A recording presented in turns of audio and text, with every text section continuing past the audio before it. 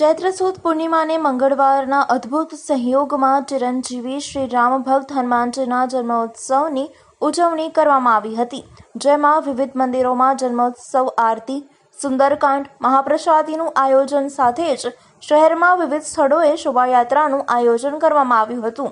ત્યારે વર્ષ 2018થી હનુમાન જન્મોત્સવ નિમિત્તે બજરંગ દળ દ્વારા શહેરમાં શોભાયાત્રાનું આયોજન કરવામાં આવે છે।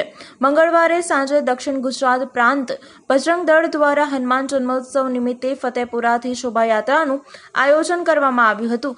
આ શોભાયાત્રા ફતેપુરાથી નીકળી માંડવી, લહેરીપુરા થઈ પદ્માવતી શોપિંગ સેન્ટર, ભક્તિ સર્કલ થઈ રોકડનાથ હનુમાનજી મંદિર ખાતે શાંતિપૂર્ણ માહોલમાં સંપન્ન થઈ હતી। આ શોભાયાત્રામાં રાજકીય વ્યક્તિઓ, નગરસેવકો સાથે જ શહેર પોલીસ કમિશનર નરસિંહ કોમરે હનુમાનજીની આરતી ઉતારી હતી।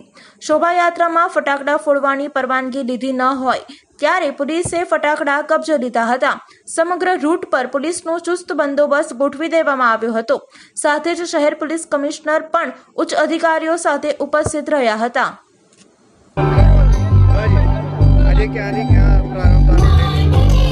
આ શોભાયાત્રા 2018થી નીકળે છે અને આ 2024માં પણ સારી રીતે નીકળે છે। અમને પોલીસનો સાથ સહકાર સારો મળે છે અને અમે આ ફતેપુરા 4 રસ્તાથી શોભાયાત્રા કાઢીએ છીએ। માંડવી થઈને લહેરીપુરા થઈ પદ્માવતી શોપિંગ સેન્ટરથી ભક્તિ સર્કલ થઈને રોકડનાથ હનુમાન મંદિરે પૂર્ણ થાય છે।